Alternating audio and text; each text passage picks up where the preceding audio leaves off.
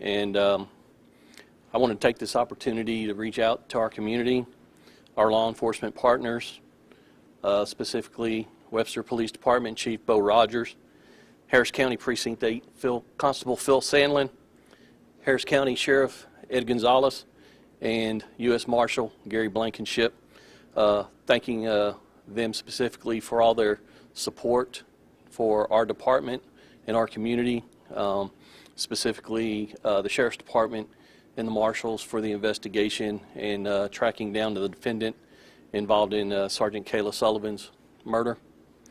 I also want to say thank you to my Nassau Bay officers for continuing to provide the highest level of professional service to our community during this extremely trying time. I could not ask to be leading a better group of individuals and officers at this time. I also want to take an opportunity to let our community know that I've been working overnight with our law enforcement and judicial partners across multiple counties to see that justice is given to Sergeant Kayla Sullivan and that all of our communities remain safe. Last evening, I was appalled, as probably most of everyone else was, when I learned that the defendant was issued a $150,000 bond on the felony murder charge of Sergeant Kayla Sullivan.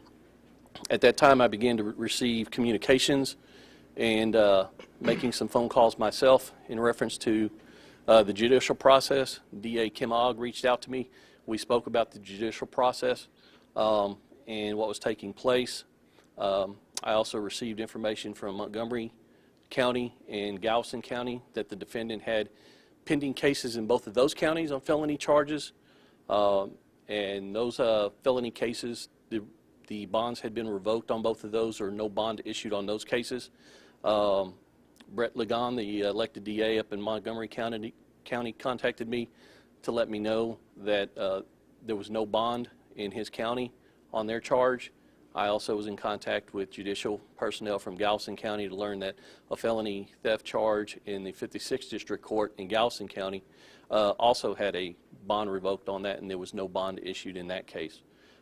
With those things being said, I wanted our community, we've received a lot of outpouring this morning of support, but also questions and answers and outrage about the judicial process. I will tell you that we as law enforcement, we respect the judicial process that is in place and that we work in. So I would like our community members to know that there are provisions in place that this defendant, I feel confident, will remain in jail at this time, and that our community is going to remain safe.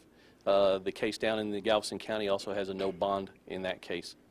With that being said, I want to take time to remember Sergeant Kayla Sullivan.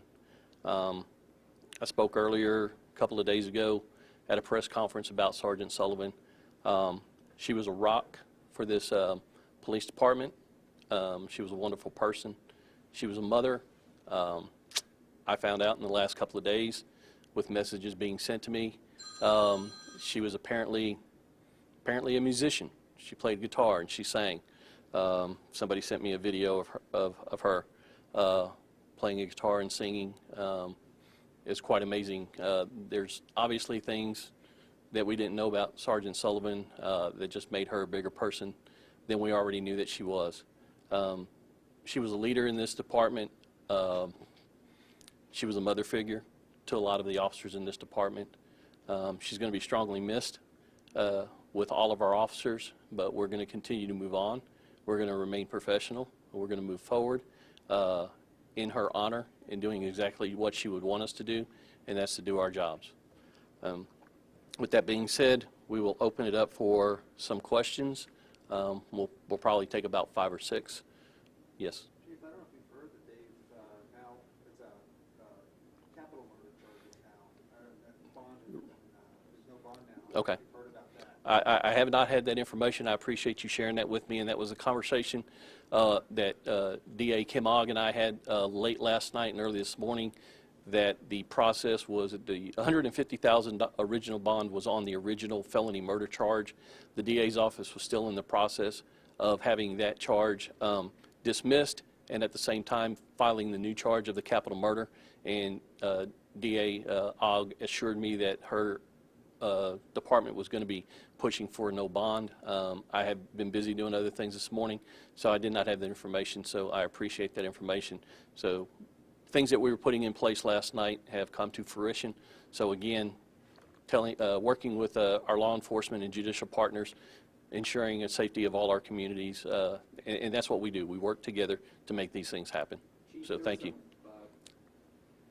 Concerns raised on social media and elsewhere about fundraising sites for Sergeant Sullivan and her family. Yes, sure. One people should count on. I know that Harris County Sheriff's Office Benevolence Association is one that. Yeah, I'm gonna let Cheney Honeycutt. She's our PIO for the city, and our city staff has been working on that side of things. So I'm gonna let her address that for you.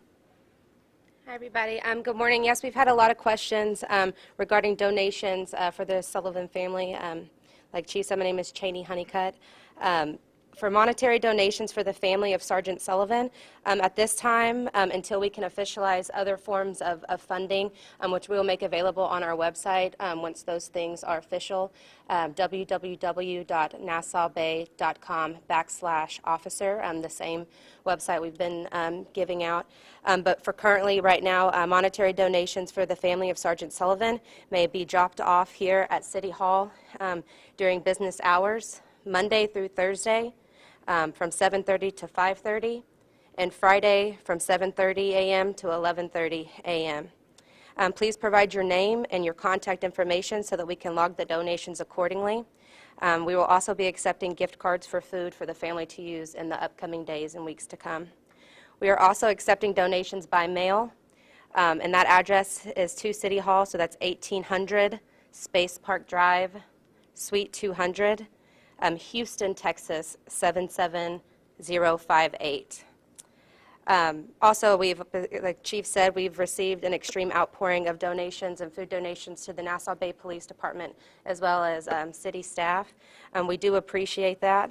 If you wish to donate food to the city and the Nassau Bay PD, we ask that you donate a food gift card so that we can use in the next few days and weeks to come, which we are sure will be just as hard as it's been the last few days for us.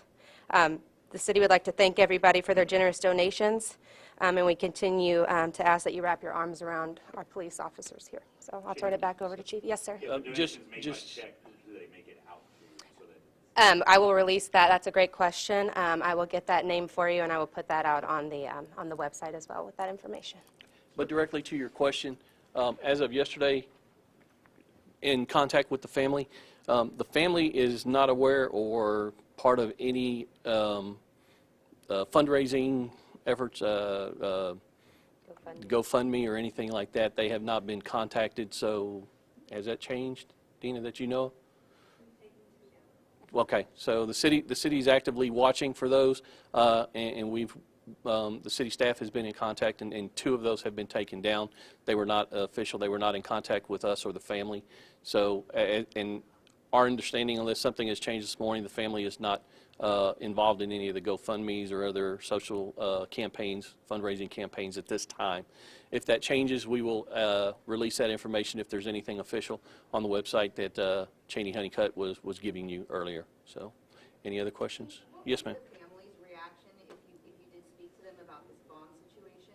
Did they have a reaction about the 100K bond or 150K bond? As far as interactions with the family at this time, I think we're asking everyone to respect the family's privacy, so I won't go into any conversations or emotions or things of that nature that we've had with the family, so just out of their privacy. Just to clarify, are you saying, you spoke about the phone calls that happened yesterday, your communication with the DA. Yes, ma'am. Are you saying that because of intervention from yourself, the DA, and others, the bond has changed? Or No, ma'am. No, ma'am.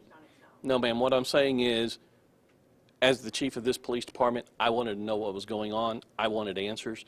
And I started receiving contact from other entities. The bond process, the probable cause hearing took place as it normally would. I don't think there was any contact from anybody that made that change to my knowledge or anything like that.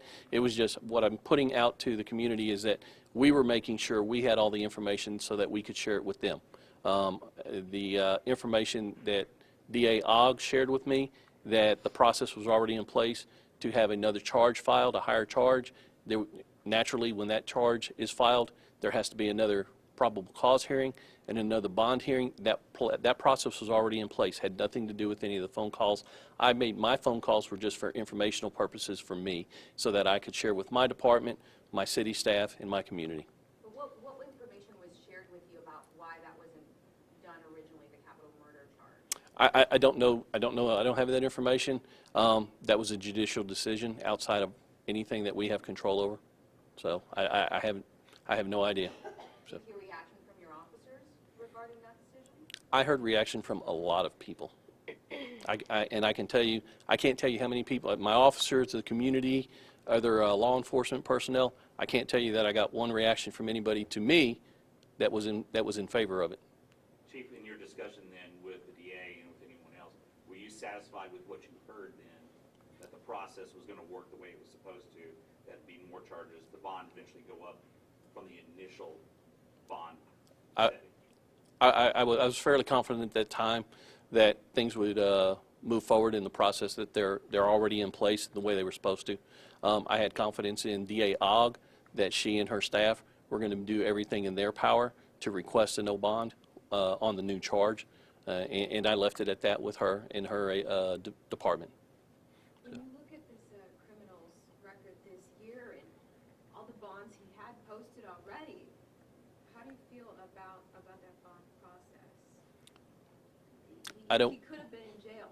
Again, we respect the judicial system that's already in place. Do I necessarily feel good and agree with all those? Probably not at this point in time, but we respect the system that's in place. So, and that's what we work with. We work within the system, so we have to respect it. So I'll take one more question. And TJ, is there anybody else that has a question? I was just going to say, I know there's body camera footage of the incident. Based on what you've seen on that, do you have any notion as to, can you speak at all to the process of what happened and how this transpired? Very quickly? I do, but I'm not going to speak to that. We have turned that investigation over to Sheriff Ed Gonzalez and the Harris County Sheriff's Department for the integrity of their investigation. I'm not going to speak to any aspect of what happened, body cam footage, or the investigation without their input. So at that time, I'll leave that to questions with the investigators in his department. I'll take one more, and TJ, I cut you off. Chief, we focused a lot on Kayla, but she was backing up another officer who was not physically hurt, but how is that officer holding up right now? That was also the first to respond to that scene. All the officers with our department are working through a very difficult emotional time right now. We are working with our programs that we have in place to make sure that all our officers, their mental health remains stable so that we can provide the services. The officer, considering everything that has happened, is doing relatively good, remarkably good in comparison to what went on. So.